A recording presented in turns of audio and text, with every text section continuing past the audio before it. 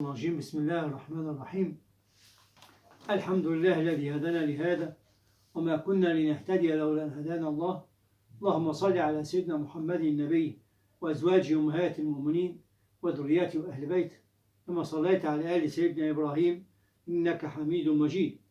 أما بعد، فمن كتاب مواضع الافتخار للأربعة الكبار نتحدث اليوم عن القطب سيدي أحمد البدوي، والذي ولد 596 هجرية وتوفي 675 هجرية، وهو شريف حسيني، أي ينسب إلى سيدنا الحسين سبط رسول الله صلى الله عليه وسلم.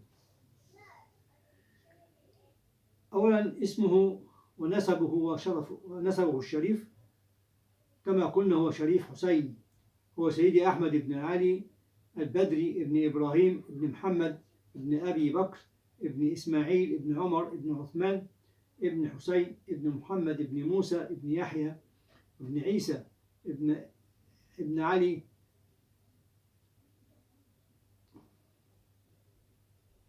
ابن جعفر ابن علي ابن موسى ابن جعفر الصادق ابن محمد الباقر ابن علي زين العابدين ابن الحسين سبط رسول الله ابن علي ابن أبي طالب رضي الله عنه وكرم الله وجهه.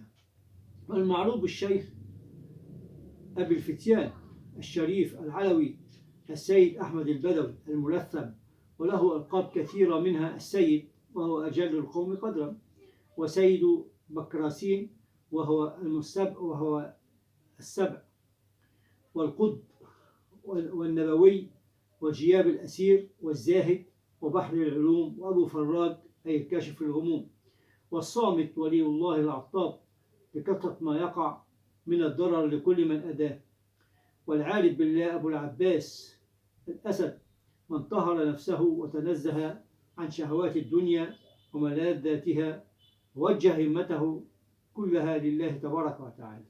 ثانيا مولده ووفاته ورحلاته. ولد رضي الله عنه بفاس بالمغرب سنة 596 هجرية، لكن أباه علي رأى رؤية للرحيل من المغرب إلى مكة المكرمة، فخرج بأسرته كاملة، زوجته واسمها فاطمة بنت محمد ابن أحمد بن عبد الله، وأولاده كلهم منها وهم الحسن ومحمد وفاطمة وزينب ورقية وفضة وأحمد البدوي. وكان أصغرهم يريدون الحج بمكة فحج بهم، وكان عمر السيد أحمد البدوي 11 سنة، وأقام بمكة وعرف بالبدوي بتلثمه، وكان لثامه ليخفي حاله عن الناس، حالته الخاصة مع الله تبارك وتعالى، وامتنع عن الزواج، وتعلم القرآن الكريم بقراءته السبع، واشتهر بالشجاعة، فقد رأت أمه فيما يراه النائم عند ولادته من يقول لها أبشري فقد ولدت غلاما ليس كالغلمان. وقد تفقه أحمد البدوي على مذهب الإمام الشافعي، فدرس كتاب التنبيه لأبي إسحاق الشيرازي، وتعلم الفروسية وأتقنها حتى سمي محرش الحرب، وكان كجده علي رضي الله عنه وكرم الله وجهه، كان يضرب بالسيفين معا.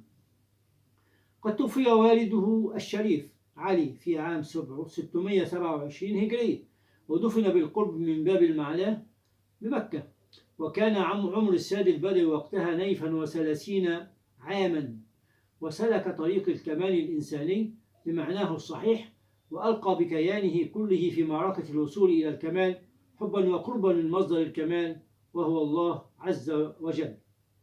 لذا لزم السيد البدوي العبادة والإخلاص فيها، لزم العبادة والإخلاص فيها لله تعالى، واختلى بجبل أبي قبيس وفتح الله عليه به، وتسلك على يد الشيخ بري أحد تلامذة الشيخ أبي نعيم وأحد أصحاب سيدي أحمد بن الرفاعي، فكان في ابتدائه صاحب سلوك. ولما أتم البدوي الخطوات العادية في طريق القوم بأخذ العهد والخلوة والاستقامة، كانت الرؤية الآمرة المحتمة الموجهة المرشدة، قد رأى فيما يراه النائم من يأمره بالسفر إلى العراق عام 634 هجرية، فقد رأى القطبين الجليلين سيدي عبد القادر الجيلاني وسيدي أحمد الرفاعي، وقالوا له يا أحمد مفاتيح العراق والهند واليمن والروم والمشرق والمغرب بأيدينا، فاختر أي مفتاح شئت. فقال لهما في تواضع جم: أنا منكما، غير أني ما أخذ المفتاح إلا من يد الفتاح. وعندما زار السيد البدوي مقام السيد الرفاعي بقرية أم عبيدة، رآه بالمنام يأمره بالذهاب إلى فاطمة بنت بري ليكفها عن سيرها المعوج في طريق القوم ويردها إلى الصواب.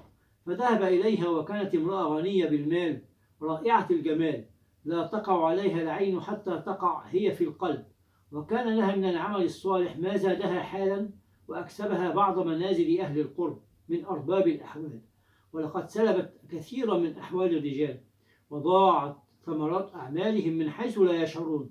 فذهب إليها السيد البدوي فتظاهر أنه أصم لا يسمع وأبكم لا يتكلم، وزاد من حولها أنه قال أنه أيضا وزاد من حولها أنه أيضا ابنه، وأشاروا إليه، وزاد من حولها أنه أيضا رجل أبله، وأشاروا إليها إلى أن يتولى رعاية الجمال لها إذا أرادت مساعدته. فهو بدوي غريب، فوافقت، وفي نفسها ريبة منه، لأنها رأت في منامها أن عاقب أمرها صائرة إلى زوال على يد رجل بدوي يقدم عليها ويقضي على طريقتها ويسلبها حالها. فقال: يا نقيب، شيعه عني، فإن قلبي خائف منه. وراعى السيد البدوي جمال فاطمة بنت بري أسبوعا. راعى السيد البدوي راعى جمال فاطمة جمال فاطمة بنت بري أسبوعا رعاية حسنة، ثم تمنى أن تموت هذه الجمال كلها، لأنها سبب من أسباب غرور بنت بري، فما شعر إلا وقد رآها تتساقط جميعا، وكانت كثيرة العدد، وماتت كلها بإذن ربها. فقويت ثقته بنصرة الله تعالى له، فتمنى أن تحضر بنت بري إلى المرعى ليرى فيها أمره. وفعلا جاءت إلى المرعى، فسأل البدوي الله في نفسه أن يظهر فيها بطشه وجبروته، ما يرد عنها غيرها ويردها إلى صوابها. فلم تشعر إلا وقد نزل بها وعلى فرسها ما أعجزها عن الحراك والسير. عندئذ صرخت واستغاثت بمن يغيثها، ونادت: يا آل بري. ورآهم سيدي أحمد يأتون من كل الجهات، فاستغاث بربه واستعان بأجداده من آل محمد وآل علي، فجاء العون من كل مكان. ولأن النصرة مقرونة بالحق، لم يسعى أعوان بنت بري إلا التسليم. لم يسع أعداء أعوان بنت بري إلا التسليم، لأن الحق في جانب سيدنا أحمد البدوي. حينئذ تحققت الرؤيا التي رأتها من قبل، وطلبت العفو عنها. ومن ذلك الأخرس والأطرش الأصم الذي لا يسمع، فإذا به يتكلم ويملي عليهم شروط العفو عنها وعنهم، بقوله: بشرط ألا تعودي للتعرض للرجال من أرباب الأحوال، وأن تعيشي برأس مالك من الإيمان. فرضيت بتلك الشروط، وسلب حالها، وانفض الناس من حولها، وتابت وعرضت عليه الزواج منها، فرفض، لأنه قد وهب حياته للدعوة، ووجد أنها ستستغرق باقي عمره كله. ثم كانت عودة السيد البدوي لمكة مرة أخرى إلى الحجاز عام 635 هجرية. قد لزم العبادة والخلوة، ولكنه رأى فيما يراه النائم من يقول له: سر إلى طنطا، فإنك تقيم بها وتربي أبطالا ورجالا، وذلك 3 مرات متكررة. والحديث يقول: الرؤيا جزء من 46 جزءا من النبوة.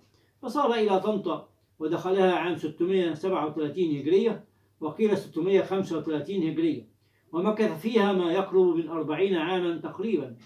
وكانت أول دار سعدت بنزوله دار الشيخ ركن الدين، واشتهرت بركته، وكانت على مقربة من مسجد البوصة المعروف الآن بمسجد البهي، ولعله أول مسجد نزل به وصلى فيه، وتعرف فيه على الشيخ ركن الدين أيضا. وأقام بدار الشيخ ركن الدين 12 عاما تتابعت فيها الخيرات الدينية والدنيوية على ركن الدين. فقد أخبر الشيخ ركن الدين، وكان تاجرا في الحبوب، بأن البلاد مقدمة على غلاء كبير في الأسعار وخاصة في القمح، وأمره أن يخزن من القمح ما أمكنه ذلك بكميات كبيرة، فصار يشتري قمحا بكل ما ملك من مال، حتى باع حلي نسائه أيضا ليشتري القمح ويخزنه. وفعلا حصل الغلاء عام 639 هجرية، وارتفعت الأسعار إلى 5 أضعاف، واستأذنه في البيع فأذن له وقال: بع للناس وسامحهم وأرخص عليهم وأرخص لهم الثمن، وادخر ذلك عند الله تعالى. فربح من بيعه ربحا عظيما، قام على إثره بأداء فريضة الحج، وتكاملت عليه نعمة الدنيا والآخرة. واستأذن ركن الدين السيد البدوي في الحج واستغفر، فقال له: سافر وتوكل على الله. وهذا القول والإذن هو بعينه ونصه وصورته الذي رواه الإمام الشعراني، قد سمعه بأذنه الظاهرة من سيدي أحمد وهو في قبره وبرزخه بعد وفاته بعدما يقرب من 300 عام، حينما استأذنه الشيخ الشناوي في السفر في القاهرة لقضاء بعض مصالحه، فقال له من القبر: سافر وتوكل على الله. وهذا يدل على شدة حرص سيدي أحمد البدوي حيا في الدنيا أو حيا في البرزخ في إخباراته الغيبية. ومن كرامته رضي الله عنه أنه لما توفي ركن الدين انتقل السيد أحمد البدوي انتقل إلى دار ابن شحيد شيخ البلد، واختتم حياته فيها، ودفن فيها على عادة الصالحين في زمانه، بعد أن مكث فيها 6 أو 28 عاما، فربى فيها رجالا وأبطالا. وكانت وفاته سنة 675 هجرية. وعندما انتقل السيد البدوي إلى دار ابن شحيد صعد إلى سطح غرفته، وكان طول نهاره وليله شاخصا ببصره إلى السماء، وكان يمكث 40 يوما فأكثر، لا يأكل ولا يشرب ولا ينام، حتى انقلب سواد عينه حمرة تتوقد كالجمرة. ولما خرج مرة وبيده سعفة من سعف النخيل، ورأى الأطفال يلعبون وفيهم سيدي عبد العال، فبادر بطلبها منه على عادة الأطفال، فطلب منه في نظير ذلك أن يحضر له بيضة يضعها على عينه الرمداء يستشفي بها، فرضي الطفل بهذه الصفقة الرابحة، فذهب إلى والدته السيدة زينب وذكر له قصته، فردت عليه بما اعتادت النساء من إنكار ما هو موجود إذا طلب منهن شيئا، فلم يراجعها الطفل وصدقها، وذهب إلى البدوي وأخبره بما قالته، فأراد أحمد أن يعرفه بنفسه ويغرس في قلبه محبته بما يظهره له من صدق ويقين، فقال: اذهب أنت بنفسك إلى الصومعة تجد فيها بيضا، فأتني بواحدة منها. فذهب ليتأكد من صدقه، ووجد الأمر كما أخبره، فأخذ بيضة وأعطاه إياها. ومن هنا جاء تعلق سيدي عبد العال لسيدي أحمد، ولزمه، ولم تقدر أمه على أن تحول بينه وبينه، وفهم أن البدوي قد اغتصبه منها أغوانا وإغراء، فأرسل إليها وهو بطنطا يطمئنها هو على ولدها، وقال في رسالة: هو ولدي من يوم قرن الثور، أي يوم نجاة الله على يديه، يوم نجاه الله على يديه من قرن الثور الهائل، وهو في مهده طفلا رضيعا. فاطمأنت، وكان سيدي عبد العال خليفته بعد ذلك، ومن أشهر تلاميذه ومريديه، وكان رضي الله عنه ممن يربي بالنظرة والسلوك والقدوة والعلم طبقا لحال المريد واستعداد. ثالثا من أقواله وأفعاله، يقول رضي الله عنه: إن الفقراء يعني الصوفية كالزيتون، منهم الصغير والكبير، ومن لم يكن له زيت فأنا زيته، أساعده في جميع أموره وقضاء حوائجه، لا بحولي ولا بقوتي، ولكن ببركة النبي صلى الله عليه وآله وسلم. ومن فوق السطح أخذ الشيخ يستقبل المسترشدين والعلماء والفقهاء والمتكلمين والمتحدثين والمفسرين. ومن فوق السطح في مدينة طنطا أخذ الشيخ يوجه أتباعه من ذوي الكفاءات إلى مختلف الأقاليم بمصر وخارجها، منتظما في أمر الدعوة إلى الله تبارك وتعالى، فكان السطح معهدا وجامعا للدعوة ومركزا لانتشارها. كما كان الشيخ البدوي يكثر من زيارته للنبي صلى الله عليه وسلم، فلما انصرف في إحدى زياراته للنبي جده صلى الله عليه وسلم قال البدوي قال يقولون زرتم فبما رجعتم يا أكرم الرسل ماذا نقول؟ فسمع جده النبي يقول له قولوا رجعنا بكل خير واتحد الفرع مع الأصول مما يدل على شدة اتصاله صلى الله عليه وسلم بحضرته صلى الله عليه وسلم. رابعا الطريقة التي رسمها السيد البدوي في وصاياه وفي سلوكه تبدأ بالتوبة النصوح الخالصة، التوبة الخالصة النصوح، وحقيقتها الإقلاع عن المعصية والندم على ما مضى والاستغفار باللسان والعزم على عدم العودة إلى المعصية والصفاء بالقلب. ثم يأتي بعد ذلك أن الطريق مبنية على الكتاب والسنة والصدق والإخلاص والصفاء وحسن الوفاء وحمل الأذى وحفظ العهود وحسن الخلق. فالخلق السيء هو حب الدنيا يفسد العمل الصالح كما يفسد الخل العسل، وأساس الأخلاق الإيمان. ولله در القائل إنما الأمم الأخلاق ما بقيت فإن هم ذهبت أخلاقهم ذهبوا. ثم لا بد من المحافظة على فروض العبادات والإكثار من النوافل والالتزام بالذكر. واعلم أن كل ركعة بالليل أفضل من 1000 ركعة بالنهار.